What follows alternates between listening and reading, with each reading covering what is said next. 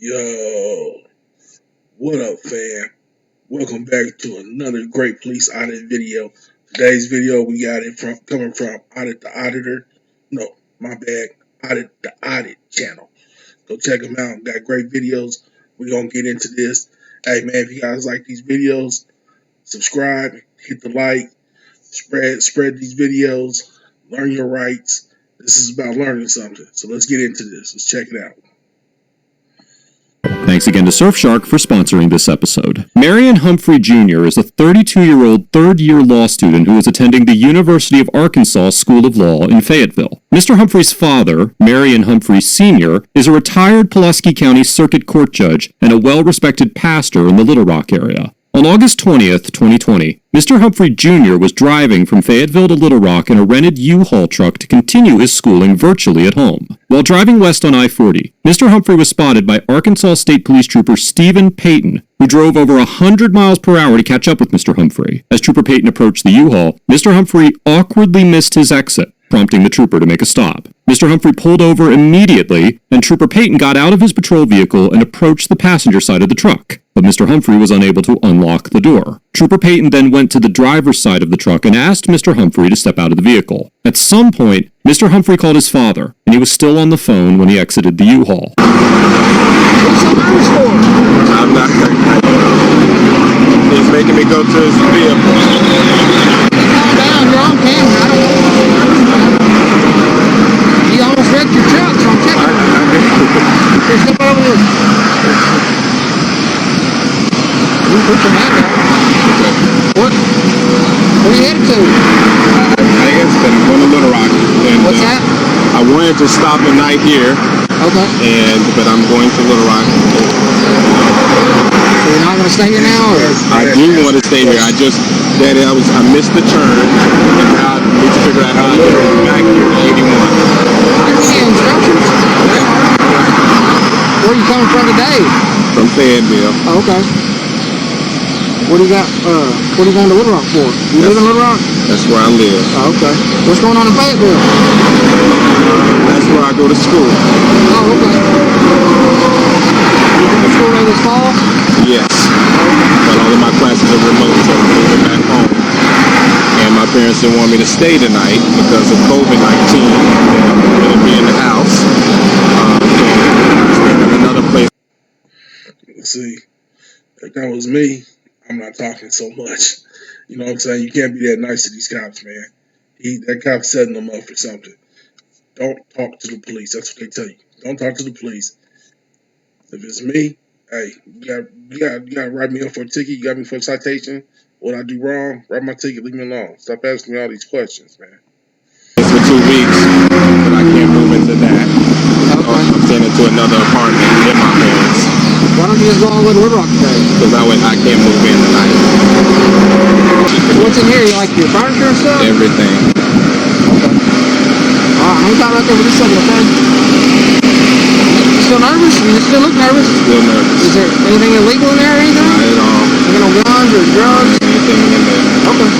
Alright, nothing to be nervous about. You're not even gonna get a ticket. You see how he acting? Walking back and forth. What are you nervous about? What are you nervous about? Yeah, you set me up for something, officer. You set me up. Don't even talk to me no more at this point. You're not. Hang down.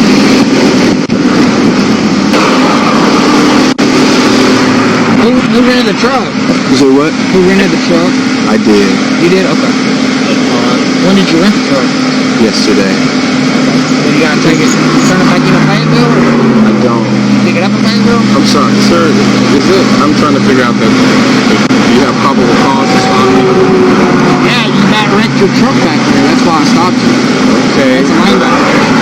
I didn't wreck it. I almost went into the exit, and I was like, I think that's the right exit or not. I've never stopped in Russellville. That's what they do. That's just my job. Make sure nobody gonna wreck out here. Okay, but now you're asking all these other questions. Yeah, because you're super nervous. So I'm trying to figure out why you're so nervous. Because it's a police. I don't get stopped. Okay. You say what, Dad? You say what? Can you speak with him? He's a lawyer. Okay, why does he need to speak to me? Because I just don't know why I'm stopped. I told you why you're stopped. Okay, all right. I'll talk to him. Okay, I'll take it back. I'm sorry, sir. You want me to talk to him or not? No, it's fine. What I need to do? Okay. Well, is there anything illegal here? Nothing. So do you mind if I look real quick? No, I do. I do. We can't. You do mind? Yes. Okay. Well, what if I bring a dog out here? No, I can't do it. It's like, you said it doesn't have anything to do with the potential wreck. Okay, so here's how it works. I get probable cause to stop you. I did that. When I get up here and make contact with you, you are super nervous. Your hands are shaking, they're still shaking. Your voice is shaky. So then that makes me suspicious that it's more than just you missed your exit. Although the Supreme Court has ruled that nervous and evasive behavior is a pertinent factor in determining reasonable suspicion, it generally cannot be the only factor. Many courts have found that nervousness is common during encounters with members of law enforcement. For example, in the 2005 First Circuit Court of Appeals case of United States v. McCoy, the court explained that, quote, nervousness is a common and entirely natural reaction to police presence. And in the 1998 10th Circuit Court of Appeals case of United States v. Salzano, the court held that, quote, it is common for most people to exhibit signs of nervousness when confronted by a law enforcement officer, whether or not the person is currently engaged in criminal activity. The 10th Circuit Court went on to plainly state that, quote, nervousness alone cannot support reasonable suspicion of criminal activity, and took this Man, that is true. You guys ever get nervous when you know you ain't doing nothing and the cop get behind you? You know you ain't doing nothing wrong, but you just get nervous just because the cop's behind. I mean, it's just natural reactions, man. That's what happens. concept a step further by recognizing that without prior interaction with a suspect, the law enforcement officer has no baseline with which to compare the suspect's behavior in the 1992 case of United States v. Bloom, and the Eighth Circuit later followed suit in the 1998 case of United States v. Beck. The general consensus among the courts is that nervousness is a common reaction to being stopped by the police, and nervous behavior must be accompanied by other suspicious factors in order to satisfy the reasonable suspicion standard. It is important to note that this concept has not been universally accepted in all courts, and I am merely highlighting a trending consensus rather than an established precedent. However, the Supreme Court has routinely held that reasonable suspicion must be built upon a series of behaviors which, taken together, form a suspicious circumstance. It is highly unlikely that Mr. Humphrey's nervousness would grant Trooper Payton the authority to investigate beyond the initial traffic infraction, but the trooper continues to insist on conducting a search. Okay. But my mom does not want me to be driving at night, and that's why I stopped in Russellville for the first time, or I'm trying to stop in Russellville. I just know, and it's confusing why you wouldn't just drive on to Little Rock. It's an hour away. Okay. You know what I'm saying? That here, no, he wants to talk to you, sir. Yeah. Okay.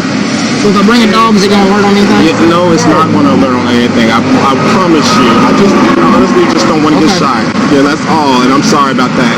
It happens. I know it happens. So I honestly, I don't want you to bring a dog because I don't think that's fair to me as a citizen, as someone who, if the only thing I did was kind of like I did not almost wreck my car. Well, if you don't want to bring a dog, just let me look in here real quick and I'll get you down the road. Trooper Payton offers Mr. Humphrey the ultimatum of allowing him to search the U-Haul or having a canine unit come to the scene to conduct an exterior search. In order for the trooper to conduct a search, he must either obtain Mr. Humphrey's consent or establish probable cause. Given that the Eighth Circuit Court, which presides over Arkansas, has already ruled that nervousness does not generally constitute reasonable suspicion, it is highly unlikely that Trooper Payton could obtain probable cause from Mr. Humphrey's nervous behavior alone. It should also be noted that the Supreme Court has ruled that, absent reasonable suspicion, officers are not allowed to unnecessarily extend the length of a traffic stop to deploy a canine unit, or do anything else outside the scope of the original investigation in the 2015 case of Rodriguez versus United States. In the Rodriguez case, the traffic stop in question was only extended by approximately 7 or 8 minutes, but the court determined that the tolerable duration of a stop is determined by its mission, which is to address the traffic violation that warranted the stop, and that, quote, lacking the same close connection to roadway safety as the ordinary inquiries, a dog sniff is not fairly characterized as part of the officer's traffic mission. After being presented with the choice of allowing the trooper to search or introducing a canine unit into the encounter, Mr. Humphrey reluctantly agrees to allow the trooper to search. but Trooper Payton decides to wait for the canine unit anyway. I don't have to bring a dog. I just think that's so invasive of my rights, but you can look in here if you like to. So I have a seat right there. I'm gonna get a dog out here. No, I don't want, you can, you said just look, which is it just look or the dog?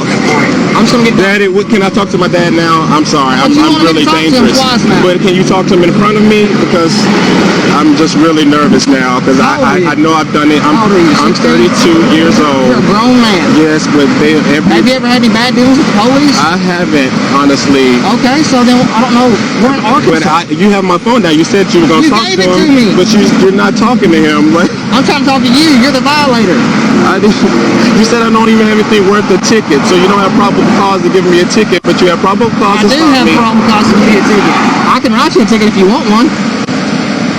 Have a seat right there and talk to your dad a minute. I'm gonna get the dog out here. He's getting the dog out. There's nothing in it. Sit down on the bumper, Is okay? this fair, Dad? Like, Mr. Humphrey and Trooper Payton wait for nearly 20 minutes before a canine unit arrives and does a sweep of the vehicle. The dog alerts in several areas, and Trooper Payton handcuffs Mr. Humphrey and places him in the back of his patrol car. The officers search the entire U-Haul, including the loading box full of Mr. Humphrey's belongings, for over an hour. They eventually resorted to taking apart a set of roadside emergency reflectors they had found in the cab of the U-Haul and questioned whether the sand inside them, which is designed to add weight to the reflector, was actually some type of narcotic. During the search, the canine officer assured the other officers that the dog had alerted over 10 times, but this assertion brings the accuracy of the dog into question. According to a 2014 study published in the Forensic Science International Academic Journal, dogs are extremely good at detecting narcotics in a controlled setting, but were less accurate when searching outside or inside cars, and even more inaccurate during police examinations. One explanation for the inconsistent nature of drug-sniffing dogs is their desire to please their owner, and many of the problems associated with positive alerts that result in no findings can be associated with the handler's body language and desire for an alert. As Washington Post columnist Radley Balko points out in this article, the fact that mind-sniffing dogs tend to be more accurate than drug-sniffing dogs is a testament to their efficiency, because handlers not only have fewer preconceptions about where minds are located, but they also have an incredibly strong incentive for the dogs to be accurate about finding them. There is strong evidence to suggest that canine units are about as effective as flipping a coin, and yet departments spend upwards of $25,000 per unit to purchase, train, and house canines. Eventually,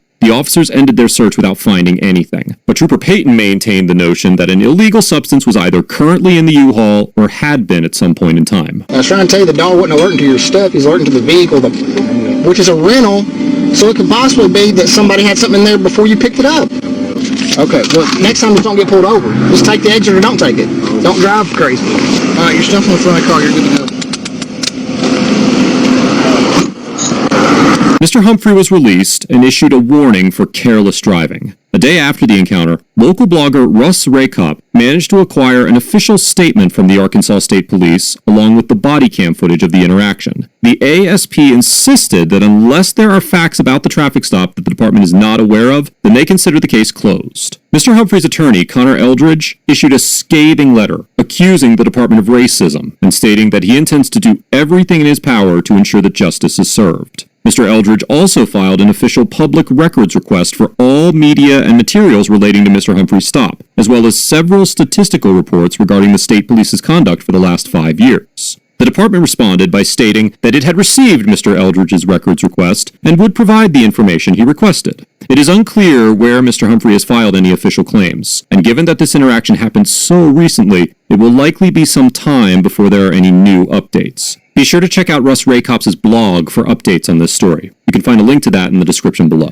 Overall, Trooper Payton and the other officers get an F for displaying a fundamental misunderstanding of the reasonable suspicion standard, unreasonably extending the traffic stop for over an hour, and conducting an illegal search that rendered no evidence of wrongdoing. One element of this stop that I did not spend much time on is the fact that Trooper Payton reached speeds of up to 107 miles per hour in order to catch up with Mr. Humphrey before he even knew whether Mr. Humphrey had committed a violation. Section 27-51-906 of the Arkansas Vehicle Code defines very limited situations when a police vehicle is not required to operate the vehicle's siren or flashing lights when responding to a call or while in pursuit of a suspect. And Trooper Payton's conduct does not fit into those parameters, as it was unwarranted and dangerous. The trooper's misconceptions about reasonable suspicion and delaying traffic stops is indicative of a lack of continued education, considering that 8 circuit courts have explored these topics more deeply than most other circuits. Nearly everything about Trooper Payton's conduct during this stop, aside from the original traffic stop,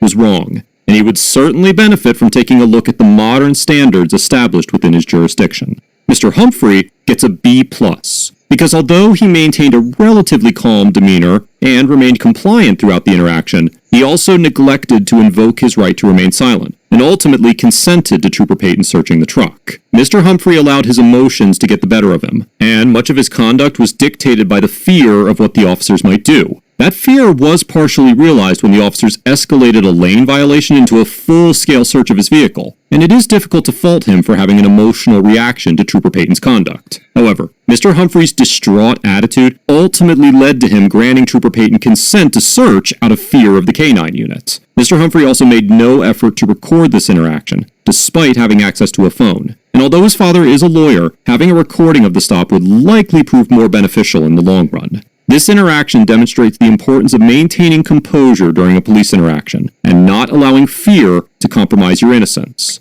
It appears as though Mr. Humphrey intends to hold the officers accountable, and I commend him for following up this interaction with the proper legal action. Let us know if there is an interaction or legal topic you would like us to discuss in the comments below. Thank you for watching, and don't forget to like and subscribe for more police interaction content. Damn,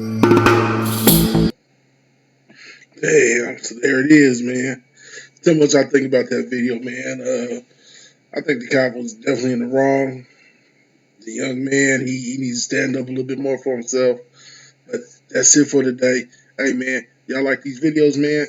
Hit the like button, hit the subscribe button, and I'll bring y'all more of these because we need to spread this stuff, man. Make this stuff go viral. Everybody needs to know this. Till the next time. Peace. I'm out.